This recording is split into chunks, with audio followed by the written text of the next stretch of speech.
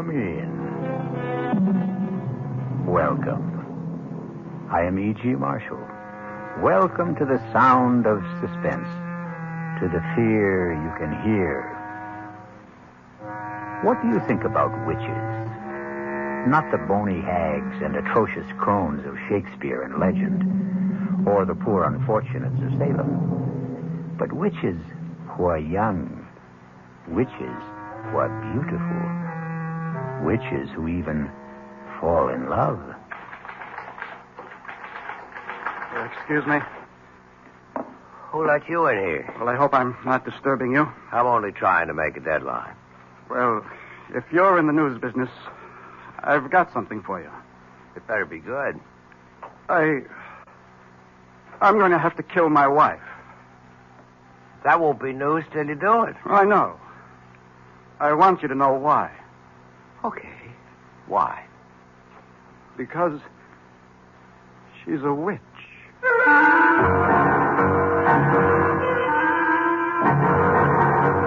Our mystery drama, I Warn You 3 Times, was written especially for the Myster Theater by Sam Dan and stars Joan Loring. I'll be back shortly with Act 1.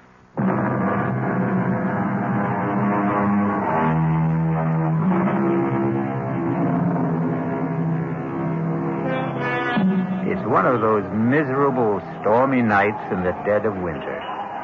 A thick, clinging, wet snow seems determined to smother the entire earth and everyone on it. You'd think that most people would choose the cheerful indoors, a warming fire, a relaxing drink, a comfortable bed. That's the problem with most people. You can't figure them. For instance, consider that line of cars crawling down Main Street, bumper to bumper, skidding, sliding. Where is everybody headed on a night like this? Have we become a race of lemmings? Do we follow some mysterious, unconscious drive? An interesting speculation, but we won't pursue it. We'd better consider the traffic, which has come to a complete standstill.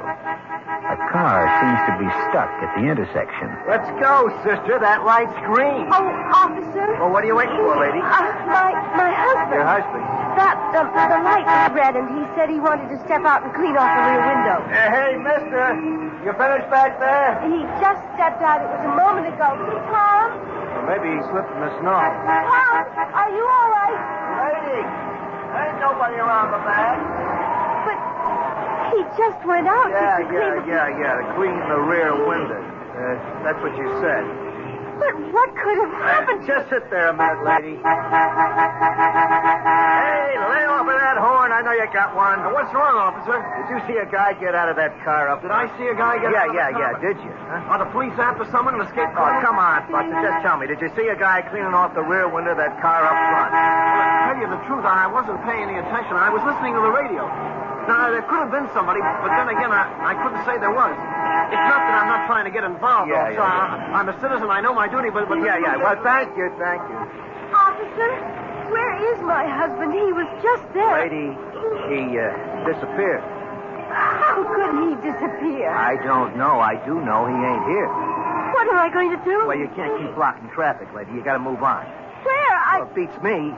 But you must find him. Look, you got troubles with your husband. That's your problem. But when you hold up traffic, that's my problem. Will you feed her a little gas, please? Come on, let's go. But I can't. Lady, you got to go somewhere. I can't go anywhere.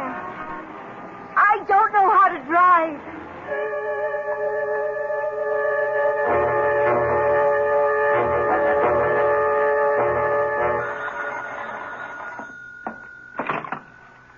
Desk, Lieutenant Carroll. Yeah. Nobody wants this guy, you say? Well, technically, that isn't true. His wife wants him. Okay. Well, look who's here. Lieutenant? You won't win any Pulitzer Prizes around this joint tonight, Peterson. I was hoping you might have a little bone to throw me. Page 1. I'll settle for 2 inches on the bottom of page 38. If you promise to remember 2 R's and 1 L. First name Irvin, not Irving. Lieutenant Irvin Carroll. We may have something shaping up. Ah. I don't know where it can go. Everywhere or nowhere. What have I got to lose? Sitting over there on the first bench. Ooh, that's nice. And married. Well, you win, you lose. A very, very weird story. Tell me about it. No. Let her tell you about it. Why don't you ask her? Excuse me. Oh. My name is Fred Peterson. I'm a reporter for the Union Messenger. Oh, no, I don't want to talk to a reporter. Why not? Because Because you're afraid? Why? Could you put Tom's picture in the paper? Well, that depends. Has Tom done anything? He's disappeared. Well, we'd need the how, the when, the where. The when? About an hour ago. Where? On Route 986 at Main Street. How? I don't know. You see, we were driving south. It was snowing hard, and he said, I can't see out the rear window. The light was red. He stepped outside to wipe it off. He didn't come back. Where did he go? I don't know. Well, where could he go? I don't know. In that snow. And there's nothing around there? Could you give me a why? I can't imagine. I don't know what to do. I sit here waiting. Look, my name is Hetty Parsons. Tom and I, we've been married 5 years. We don't have any problems. I mean, we're very happy. If you print his picture in the story, maybe someone will see it who can help us. Excuse me a minute. Well, Yeah, I think I'll run with it. I don't blame you. I was always partial to girls with honey-colored hair and baby blue eyes. Ah, so you noticed, too. Have you run a check on her husband, Tom Parsons? Well, he's not one of the known bad boys. No record at all. And what did she say he did? He's an accountant. He has his own business in the Barstow building. You looked him up in the phone book? Checks out. They were headed south, huh? That's what she says. If it was a trip, there should have been bags. There were. His and hers? His and hers. How does it look? What do you want from me? I don't solve crimes. I sit here behind the desk. Come on, Lieutenant. Now, this is one for you, Fred. How could a guy disappear just like that? And in that storm. There's no place to go. He could have had a car following in back of them. A friend was driving it, maybe. Well, he had to go somewhere. But why?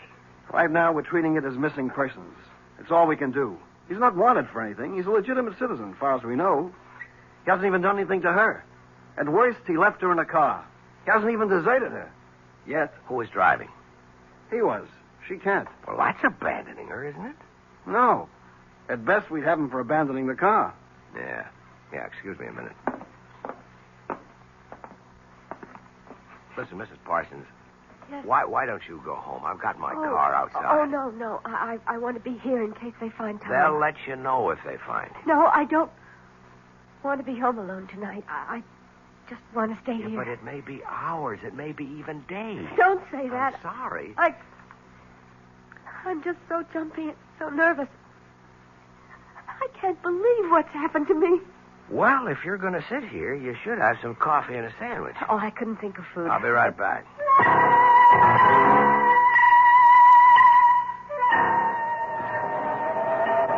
Hey there, Officer Dennis. Well, look who's here, the friendly reporter. Yeah, listen, that girl. Yeah, I was going to ask what girl, but I won't. Yeah, I want to start at the beginning. Oh, well, you know, Lieutenant Carroll's got 2 R's, but Patrolman Dennett's got 2 N's. Yeah. What did happen? Well, like she said, he went out to clean the rear window, and he was gone. Anybody see him? I checked the car and back, but who looks, who notices? Where could he have gone to around here? Well, on the south side, you got open fields. On this side, a couple of warehouse buildings blocked up. Night watchman? Yeah, he's a retired cop.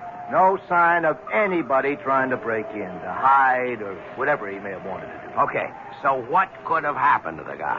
Well, it's all very interesting, but in 15 minutes I go off duty, and I won't have to worry about it.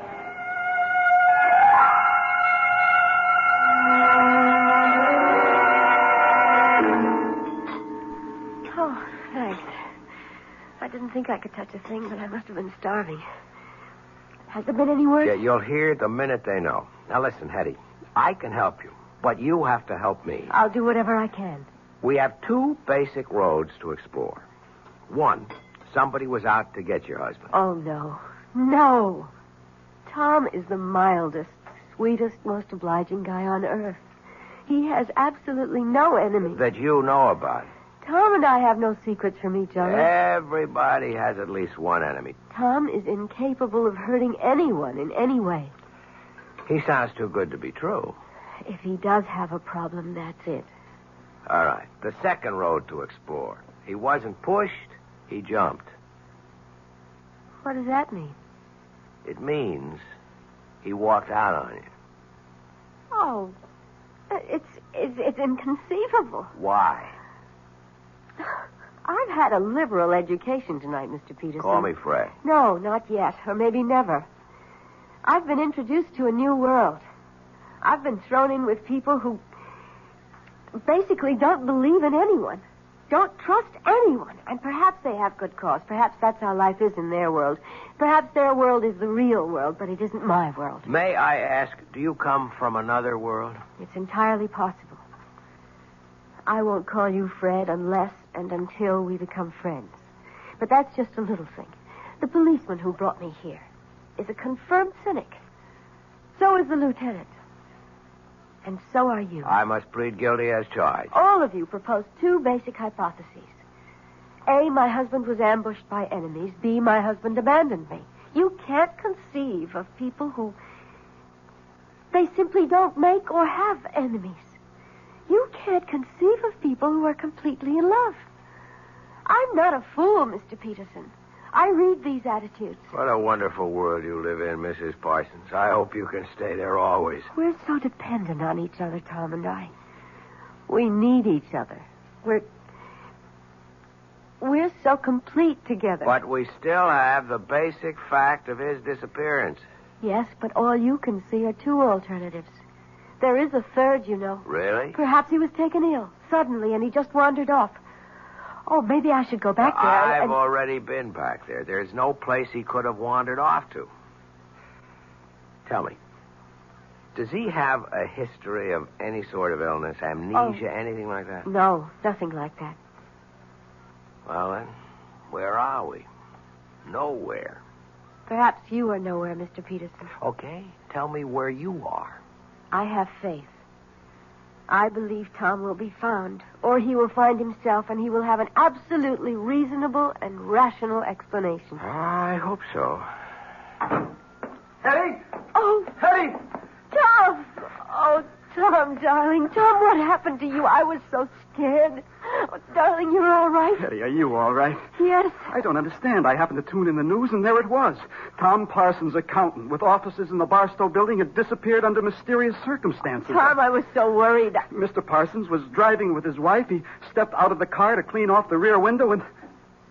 Hetty, what did you tell them? I wasn't in the car with you. I was at home. Well, here we have the story of two people who love each other deeply, who trust each other completely. It sounds like the Garden of Eden. But we all know what happened back there in the traffic and the snow. We shall return shortly with Act Two.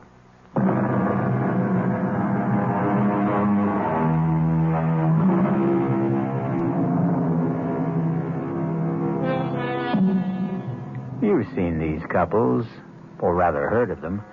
They dwell in a sea of perfect harmony, never a ripple of discord. But when they do have a disagreement, well, it's a beaut. Here we have Fred Peterson listening to Hetty and Tom Parsons having a fantastic difference of opinion. Tom, how can you say that? Hetty, darling, I was not in the car with you. I was home. Home. You said, let's get out of this miserable cold and snow. Let's head south for a couple of weeks. Hetty, when did I say that? How could I say that? You know I'm swamped with work at the office. You came home this afternoon, Tom. You said, how would you like to leave for Florida tonight? And I said, give me an hour to pack. Excuse me. Who's he? Oh, he's just... I'm just Fred Peterson of the Union Messenger. A reporter? Oh, please, don't be alarmed. I assure you it's a thoroughly respectable profession. Well, I see no point in emblazoning this all over the newspapers. Is there anything to emblazon, as you put it? This is a private affair. Tom, tell me what happened. What happened to you after you left me? Hetty, I told you I never left. Tom. How could I have left you? I wasn't with you. Oh, no, Tom. This time I have witnesses. The police officer, he knows you went out to clear the rear window. How does he know? Because he... Because you told him. Mr. Parsons, now, obviously your wife seems distraught. I would suggest... Keep your suggestions to yourself, Mr. Peterson. Don't you dare imply that I'm overwrought or nervous or hysterical. I am completely calm, extremely rational, and absolutely in command of myself. I know what happened this evening. Mr. Peterson, this is obviously a private matter between my wife and me, and nobody's business but ours. What did you mean, Mrs. Parsons, when you said that this time you had witnesses? Have there been other times when... Hetty, it doesn't do us any good to air this in public. All right, Tom. Take me home. Let me talk to that officer at the desk there. Find out if there's anything we have to do. Well? Well, what? Friend, husband, Tom. He didn't turn out to be quite as advertised. And what is that supposed to mean? He isn't quite the sweetest, mildest, most obliging guy on earth, is he? He is to me. I guess it's all a matter of how these words are defined, isn't it? And about this oh-so-complete understanding between the two of you. Won't you at least admit you're having a difference of opinion right now? I don't have to admit anything. Okay, don't shoot. I'll go quietly. Are you sure you really want me to go? Please. Regardless of what you say to me. You are in trouble. No, don't deny it. Well, what if I am? I'd like to help you. Why? Because... Would you want to help me if I were middle-aged and fat and sloppy and ugly? It isn't 10 minutes ago. You accused me of living in a world where no one trusted the next fellow or believed in him. You accused me of being a confirmed cynic. Is it possible you don't remember what you say from one minute to the next? I'm sorry. Don't be. There's a great deal to what you said. You're kind, but no one can help me. I could try. And no one should try either. Why not? It's too dangerous. That was the wrong thing to say to me. I'm warning you. You're only getting me in deeper. Please, For Fred. openers, my business is to take chances and get myself into... Hey, you know what happened? What? You called me Fred. Oh, I'm sorry. I shouldn't have. But you did. And that means we're friends. Look, I only You're wanted... the one who set up the ground rules for this thing. First names are for friends only. Please, forget what happened here tonight. I warn you. You've already warned me twice. It won't work. I can only warn you 3 times. Do you mean you keep score? Please don't joke, Fred. You keep saying the wrong word, or I should say the wrong name. The wrong name is Fred. You can't call me Fred and expect me to forget everything. I warn you. I warn you for the 3rd time. Forget all about tonight for your own sake, for your own safety. And after saying all that, you still expect me to forget about it. Tell my husband I'll wait for him outside in the car. Wait a minute, Hetty. I warned you, Fred. I warned you 3 times. Now, goodbye. Where's my wife? She said she'd meet you in the car. Mr. Peterson, if I were you, I'd forget everything that happened tonight. Is that a threat? No. A warning. That's all I've been getting around here, warnings. Well, for your own good, take them seriously. And if I don't? You'll regret it for the rest of your life, which may not be a long one. You still insist that you're not threatening me? I'm only trying to help you. Really? And why should you do that? Why? I don't know why.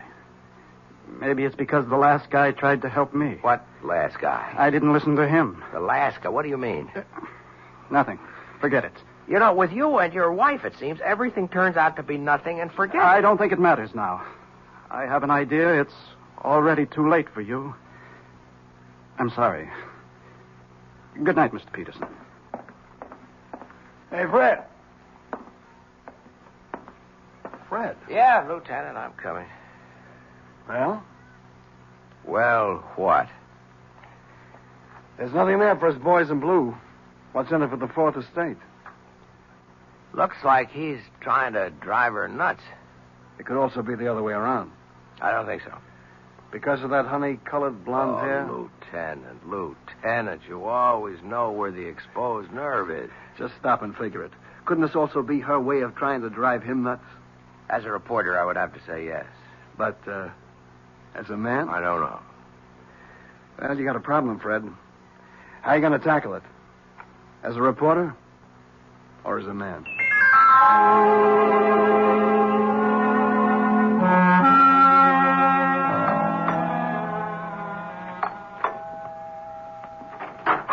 morning. Oh, Fred, what are you doing here? Won't you ask me to come in? Well, You could also offer me a cup of coffee. It's been a long drive on a cold morning. Oh, well, I suppose you might as well come inside. How gracious. I'm sorry. I'm still upset, and you should know why. Come into the kitchen. I was just pouring myself a cup. Thanks. Charming place you have here. Thank you. I suppose Tom is generous enough when it comes to money and things. The implication being that he is not generous when it comes to what? Fred, if you insist on talking about Tom, I'll have to ask you to leave. Okay, let's talk about you.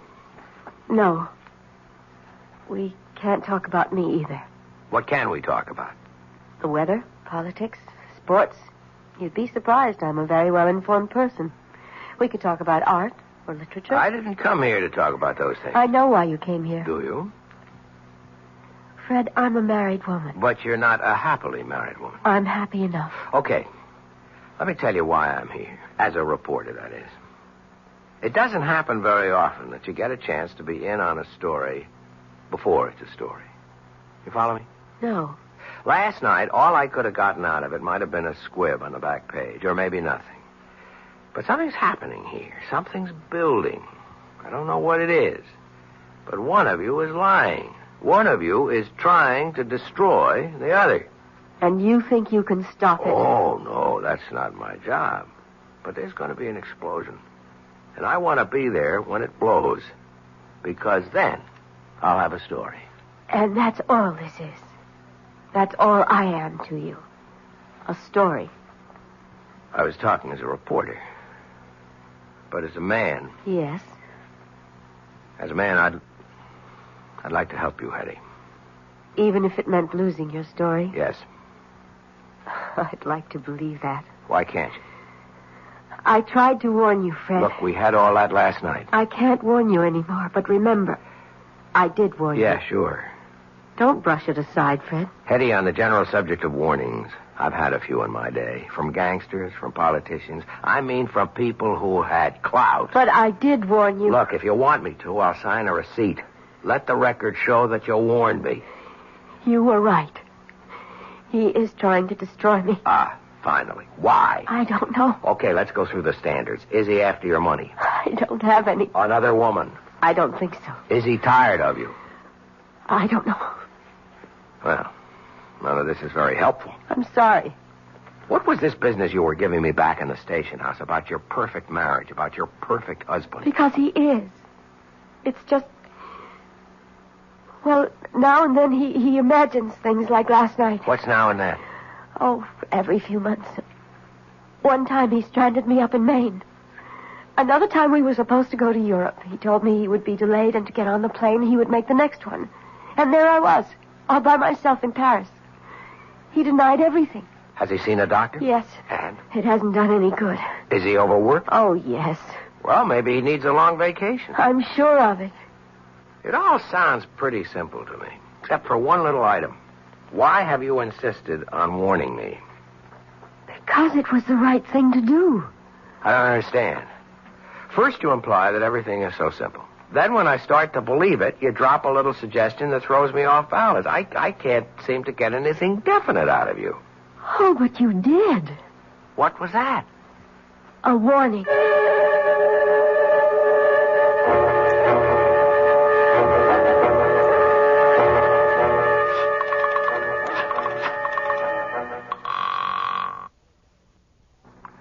Lieutenant Carroll? Hey, Lieutenant. Yeah, how goes the Parson case? How did you know I was going to ask you about the That part? honey blonde hair. Does it really show that much? Pal, you are hooked. You know something? That's true. And she may even be playing me like a fish. So what can I do for you? Well, no crime has been committed yet, but you can bet there's one on the way. Well, till then, we're handcuffed around here. Sure, but you got all the facts. What fact? I mean, you can get at them in a routine way. Work up both of them, some past histories. That's spending the taxpayers' money. You spend the taxpayers' money every day. Something's ready to blow up there. Just be ready for it. That's all I'm asking. Actually, Fred, if you want the truth, we've already started. And? in touch. Yeah? They said you're in this office. Well, look who's here. Tom the Piper's son. Come on in, sit down. Mr. Peterson, I've decided to tell you everything. Because I know you're in love with my wife. Oh, wait a minute. Now, there are all kinds of meaningless expressions. Wait a minute, see here, hold on, or a few. Let's dispense with them. You can't accuse me. I don't accuse you. I state a fact. Well, then let's be fair. I only met your wife last night. I admit she's attractive. I don't even know her. That's what I told him. That's what you told who? The last guy. The last guy she was married to. I wish I knew how to start this. Well, start at the beginning. Okay. I'm an accountant. You're a reporter. Both of us are men of the world. I mean this world. You live on facts. I live on figures. So how can I tell you? How can I expect you to believe me when I say that Hetty isn't a human being at all? She isn't? No. She's a witch.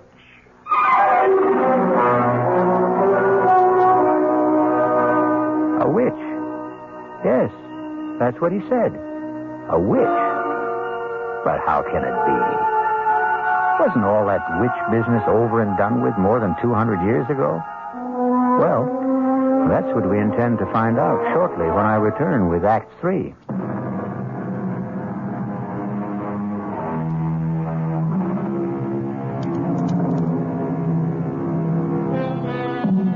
Tom Parsons and Fred Peterson sit in a newspaper office. Both are young, alert, stylishly dressed, every bit the modern, sophisticated men of today. And yet, the subject, the very serious subject under discussion is witchcraft, of all things. Well, it isn't every day a man accuses his wife of being a witch. It isn't every day a man finds out he's married to one. I can only say it's incredible. I know. That's what I said when he told me. When who told you? The last guy. Tell me about the last guy. I met Hetty on a cruise ship about 5 years ago. She said her husband had just somehow disappeared. She was distraught. You know, she does the distraught bit to perfection. I know nothing of the kind. What happened? Had he fallen overboard? Well, that's what she made everybody think. Till we got a radiogram from shore. He claimed he knew nothing about the trip. Well, either he had boarded the boat or he hadn't. Okay, let's get all of that cleared away. There was a ticket in his name. There were some people who claimed they had seen him. The trouble is, there was a pretty drunk bon voyage party. Most everyone was in no shape to remember anything. Oh, yes, the steward did claim to have seen him aboard, but... But? I'm convinced the steward was bribed. So I bought her story. I fell in love with her. Just as you did. And I helped her kill him. Just as you're going to help her kill me. You know what I think? I know what you think. You think I'm a nut. You could look it up. 5 years ago, Stacy's Mountainville Lodge in the Adirondacks. She called me. She was desperate. Come up here. He's going to kill me. I flew up. I found them. They were near a cliff. She was screaming for help. I started fighting him off. I guess he slipped. He fell over the side. He was killed. Look it up. Coroner's office. You'll see. An accident. Let's assume I buy all this. How does it make her a witch? Oh. She told me. She'll tell you afterwards. She's a witch. She falls in love with men, gets tired of them, and destroys them. I think you must be... I know. I'm here to warn you. But I'm going to kill her first. Let me get you a cup of coffee. You're a fool. I'm here to save your life. Sure. Okay. Look her up. I mean that. See if you can find a trace of her. See if you can find out where or when she was born, who her parents were. She has absolutely no background, I tell you. Don't get good excited. Lord, this is all so familiar. All of this is what he said to me and what I said to him. Back there, before I killed him. Now, nobody's going to kill anybody. I don't know you. But you look like a nice guy. Take my advice. Save yourself. Save yourself.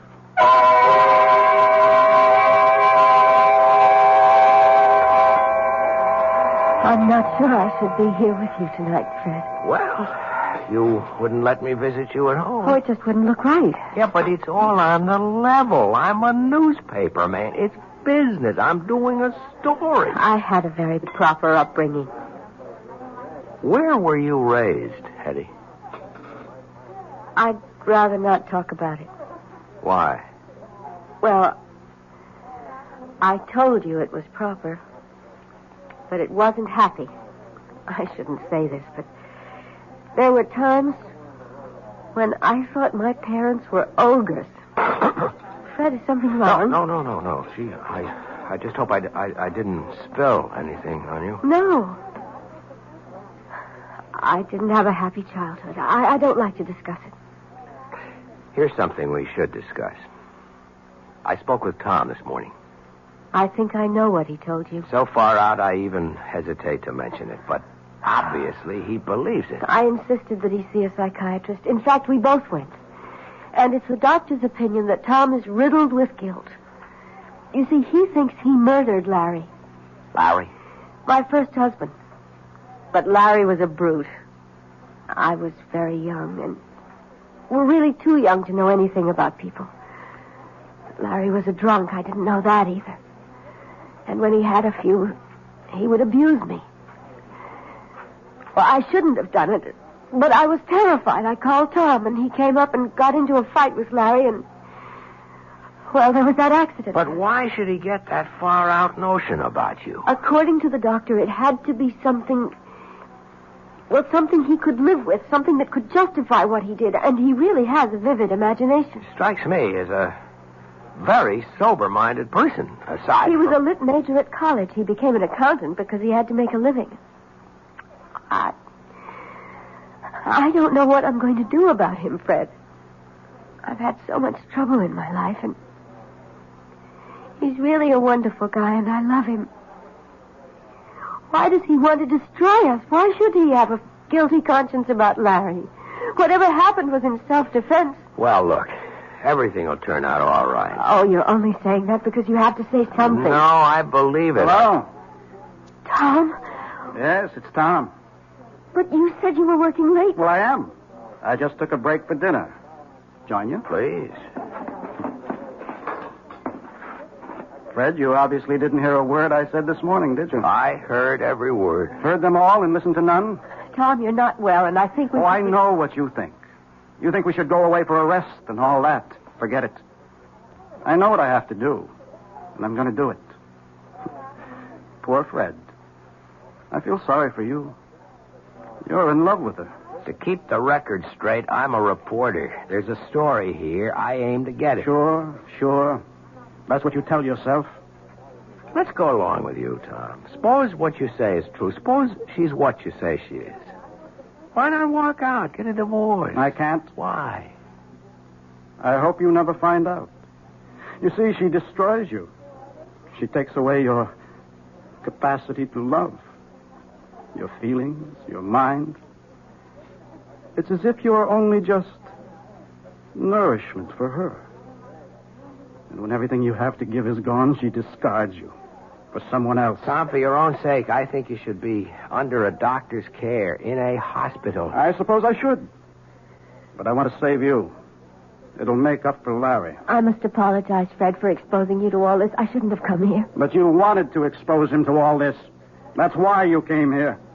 You knew I always eat here when I work late. Tom, I'll do anything you want. Just tell me. Disappear.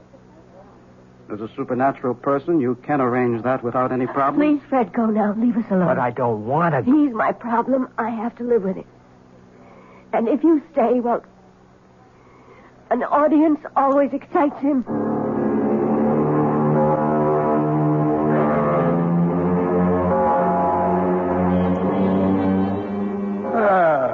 look who finally showed up.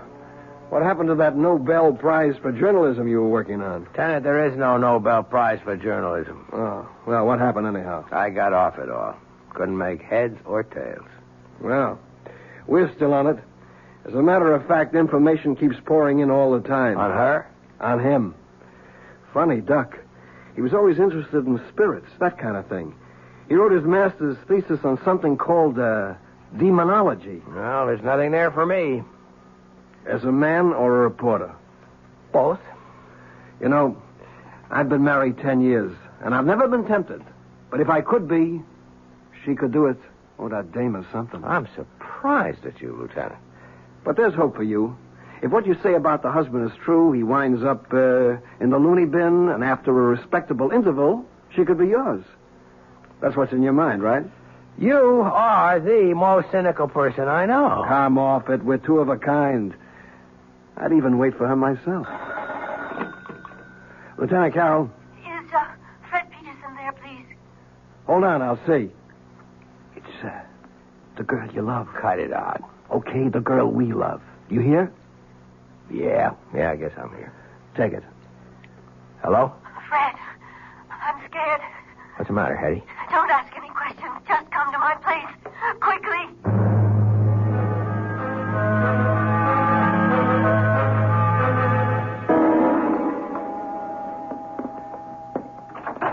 Come in, Fred. Oh, darling, I'm so glad you're here. Hetty, why are you shaking like that? I'm frightened. I'm so frightened. Please, Hetty, calm down. I'm here. Everything is going to be all right. I know it. I know. It's wrong for me to talk to you like this, to feel like this. But I can't help it. No, we'll work it out. Somehow we'll work it out. Now. Why are you scared? He asked me to take his suit to the cleaners this morning, and I found this in his pocket. It's a receipt. Read it. From Carrington's, one double-action Danforth Wilson revolver, caliber .32. He bought a gun. Don't you see? He bought a gun. All right. Why would he buy a gun if he didn't want to kill me? Well, I think we have enough to interest the police now. Are you sure about that? Tom? Well, answer the question, Fred. What do you expect from the police? I have a permit for this gun. I have every right to own it. Look, Tom, I get very nervous when people point guns at me. Maybe it's unreasonable, but you mind putting that thing away? Well, I will. After I use it. No, Tom. Don't be a fool. You're not a killer. I always thought that. Till just now. Tom, listen. Let's say you're right, that she is a witch, okay? Don't you see? You couldn't kill her anyhow. You'd empty the gun at her. It wouldn't mean a thing. Fine. Why don't we find out? I won't let you. Get away from me, Fred. No. Come on, step aside. Behind me, Hetty. Behind me. Fred, give me that gun. If you move, I'll kill you. Gun. Just lower it. Drop it. Take it. I'm going to kill her. No, drop it. Drop it. Tom! You did it. Again, Eddie. It did it. Again. Call a doctor, Hetty. What for? You poor sucker. You think she's not worth it. You think she's paradise? She is. She is. But it doesn't last. It doesn't last. And then she'll kill you. She'll kill you, too. Tom. He's dead. Tom. You saw there was nothing I could do. I know. Better call the police.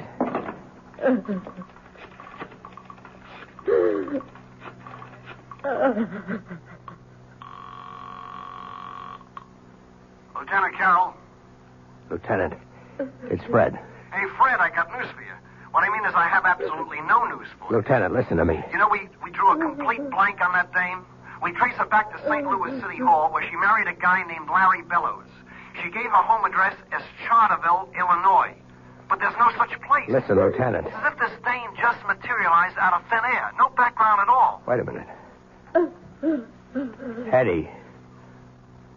Who are you? Hello? Oh, Fred.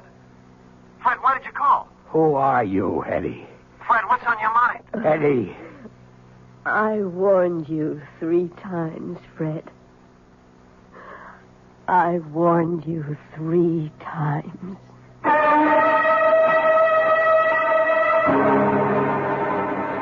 And how many warnings would you have needed? Or heeded? That's the trouble. When they have honey blonde hair, it's so hard to take them seriously. A mistake. You should always take every woman seriously. We'll be back shortly.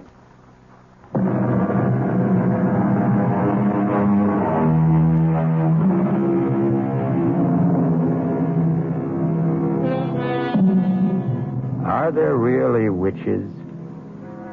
Everyone must keep his own counsel on the matter. However, if you should happen upon a damsel in distress, and she has honey blonde hair and baby blue eyes, remember, we warned you 3 times. Our cast included Joan Loring, Mason Adams, Tom Keena, Alan Manson, and Sam Gray. The entire production was under the direction of Hyman Brown. This is E.G. Marshall inviting you to return to our Mystery Theater for another adventure in the macabre. Until next time, pleasant dreams.